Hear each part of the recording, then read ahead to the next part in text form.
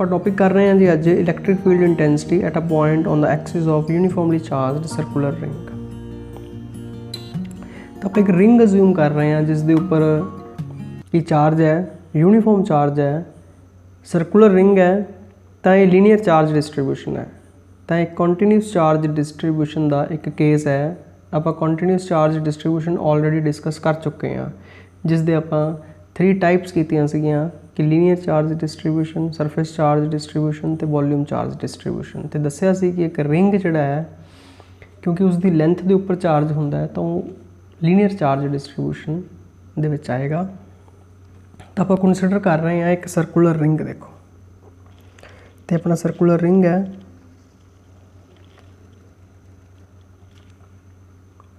इस दे उपर uniform charge है, यूनीफॉर्म चार्ज डेंसिटी है इसकी लैम्डा। तो आप इसके ऊपर पॉजिटिव चार्ज अज्यूम कर रहे हैं। इसका सेंटर है जी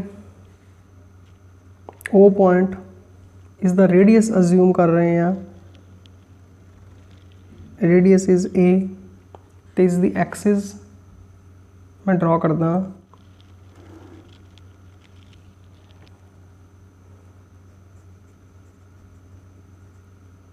आप एक्स एक्सिस अज्यूम कर रहे हैं। तो आप की कंसीडर कर रहे हैं जी, consider circular ring of radius a and charge q. Lambda is uniform linear charge density. देखो इस लैम्डा की जरूरत भी नहीं पेगी, आप बस यूनीफॉर्म चार्ज डेंसिटी दसन की लिए आप लैम्डा को अज्यूम कर रहे हैं। तो रिंग पहली गल तो जी आप एक सर्कुलर रिंग अज्यूम कर रहे हैं, तो एलिप्टिकल लग रहा होएगा। तो आप इसनों साइड तो शो कर रहे हैं जी, एक साइड व्यू दिखा रहे हैं जिस तरह की रिंग है। ठीक है, जो तुम इसनों इस तरह देखोगे तो सर्कुलर अपीयर होएगा, बट आप इसनों इदा रखे है जी। आप साइड व्यू जोड़ा है वो थोड़ा जा शो कर रहे हैं, तो ये देखो एलिप्टिकल लग रहा होएगा। इस तरीके दे नाल एक्सिस पास कर रही है इस सेंटर दे विचों, तो ये एक्सिस है। कंटीन्यूस चार्ज डिस्ट्रीब्यूशन करके आप की करते होंगे हैं, तो इसका एक पार्ट अज्यूम कर लें। तो इसका पार्ट एक एलीमेंट जिसनों आप कहने हैं, एक छोटा जा एलीमेंट इस दे टॉप ते जिस दे विच चार्ज डी क्यू है। तो आप डी क्यू करके इलैक्ट्रिक फील्ड इंटेंसिटी फाइंड करते हैं कित्थे जी, एक पॉइंट पी ते। तो आप एक पी पॉइंट कंसीडर कर रहे हैं जिस जगह तो इलैक्ट्रिक फील्ड इंटेंसिटी कैलकुलेट करनी है on the axis of the ring. इसनों रिंग भी कह सकते हैं, लूप भी कह सकते हैं। ठीक है, लूप भी आ सकता है on the axis of circular loop. तो आप डी क्यू करके इत्थे इलैक्ट्रिक फील्ड इंटेंसिटी फाइंड करनी है। डी क्यू पॉजिटिव चार्ज है, तो इहदे करके आपको इत्थों लैके इत्थों तक का डिस्टेंस पता होना चाहिए जी। तो सपोज कर लो जी ओ तो लैके पी का डिस्टेंस एक्स है। तो जो ये डिस्टेंस है इस पॉइंट चार्ज तो लैके तो पी पॉइंट तक का ये आर है। जब आप पाइथागोरस थ्योरम अप्लाई करिए, 90 का एंगल है, तो आर की वैल्यू हो जाएगी x square plus a square का स्क्वेयर रूट। तो पॉजिटिव चार्ज की इलैक्ट्रिक फील्ड इंटेंसिटी की होंगी है जी, away it is d E. जे आप अज्यूम करिए कि आ एंगल थीटा है, तो इनके ओपोजिट एंगल ये भी थीटा होएगा। तो डी ई के 2 कंपोनेंट बन गए जी। इस साइड के कंपोनेंट बनेगा along x axis d E cos theta, तो इसके परपेंडिकुलर कंपोनेंट बनेगा इस डायरेक्शन के विच डी ई कॉस थीटा के perpendicular D E sine theta. ठीक है, सिमिलरली जे आप एक एलीमेंट इत्थे अज्यूम किया है, एक एलीमेंट आप इत्थे अज्यूम कर लीए जी, ये भी डी क्यू है। तो इनके करके भी जोड़ा डिस्टेंस होएगा सेम होएगा, चार्ज भी सेम है, डिस्टेंस भी सेम है पॉइंट ऑफ ऑब्जरवेशन का। तो इसकी भी इलैक्ट्रिक फील्ड इंटेंसिटी सेम होएगी जी डी ई मैगनीट्यूड के विच, ये भी डी ई होएगी। जो वैक्टर फॉर्म च लिखनी है तो इसनों आप डी ई डैश लिख सकते हैं, मतलब इसनों एक अलग नाम दे सकते हैं। तो इस डी ई का क्योंकि आप स्केलर फॉर्म से कर रहे हैं, तो डी ई का इस तरह कंपोनेंट बनेगा जी along the x axis d E cos theta बनेगा, तो अलॉन्ग द वाई एक्सिस इस द कंपोनेंट बनेगा जी ਬਾਈ ਸਿਮੈਟਰੀ ਇਹ ਵੀ ਐਂਗਲ ਥੀਟਾ ਹੋਏਗਾ, ਇਹ ਵੀ ਐਂਗਲ ਥੀਟਾ ਹੋਏਗਾ ਜੀ, डी ई cos थीटा, तो ये बनेगा G D E sine theta. तो हुण आपां डी ई की वैल्यू फाइंड करते हैं जी। चार्ज डी क्यू है, आर डिस्टेंस ते डी ई की वैल्यू कितनी होएगी, तो डी ई किस दे इक्वल होएगा, you can write very easily 1/4πε0 जिन्ना चार्ज है जी डी क्यू डिवाइडेड बाय जिन्ना डिस्टेंस है उसका स्क्वायर, डिस्टेंस आर है तो आर का स्क्वायर जी।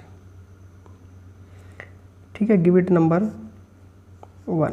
हुण आपां डी ई नूं की कर रहे हैं, देखो डी ई है, डी ई नूं आपां रिजोल्व कर लिया डी ई cos थीटा ते डी ई साइन थीटा दे विच। इस तरह इस साइड ते डी ई दा डी ई cos थीटा ते डी ई साइन थीटा बना लिया, बट ये आपां सिर्फ दो पार्ट लै रहे हैं, एक उपर ते एक नीचे। इस तरह रिंग के छोटे छोटे किन्ने ही पार्ट हो जाएंगे जी, बहुत सारे पार्ट हो जाएंगे। तो उन्होंने सारे दे डी ई cos थीटा ते d E sine theta calculate करांगे। सारे दे डी ई cos थीटा किहड़े पासे होणगे, लॉन्ग एक्स एक्सिस, तो डी ई साइन थीटा एक दूजे के ओपोजिट, तो आप डी ई साइन थीटा जिहड़े सारे कैंसल हो जाएंगे। ठीक है, तो resolve d E into its components d E cos theta and d E sine theta. तो all d E sine theta cancel each other, सारे d E sine theta component एक दूसरे को कैंसल कर देंगे। All d E cos theta combines to give resultant E, सारे d E cos theta जिन्ने भी होणगे सारे पार्ट्स करके वो आपां नूं रिजल्टेंट इलैक्ट्रिक फील्ड इंटेंसिटी देणगे। तो आपां हुण रिजल्टेंट फाइंड करने लई सारिਆਂ ਨੂੰ की करांगे जी, टोटल कर देंगे। तो टोटल किस तरह करांगे, इंटीग्रेशन दे नाल।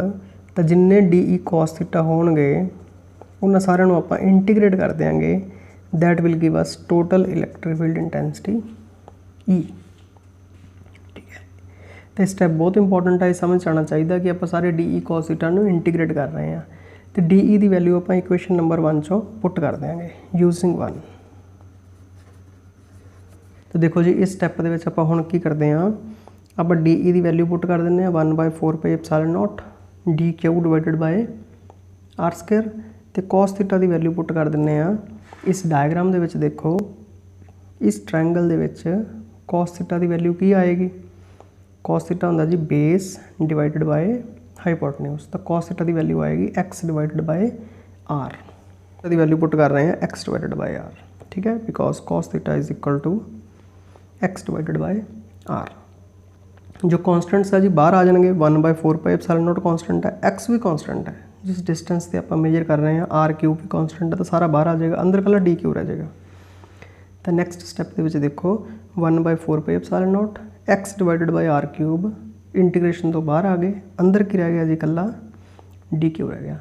तो डी क्यू एक समॉल चार्ज है, जो सारे डी क्यू को इकट्ठा करांगे तो डी क्यू की इंटीग्रेशन की होंगी आपको पता है जी, टोटल चार्ज क्यू। ठीक है ना, फॉर्मूला भी आपको याद है, आप उस तरीके नाल भी कर सकते हैं, डी एक्स की इंटीग्रेशन एक्स होंगी है। तो आप डी क्यू की जगह पर नैक्सट स्टैप के क्यू सबस्टिट्यूट कर देंगे। क्लीयर, तो हुण आर की वैल्यू भी सबस्टिट्यूट कर दें। डायग्राम के देखो आर की वैल्यू की है, तो आर की वैल्यू है x² + a² का स्क्वायर रूट।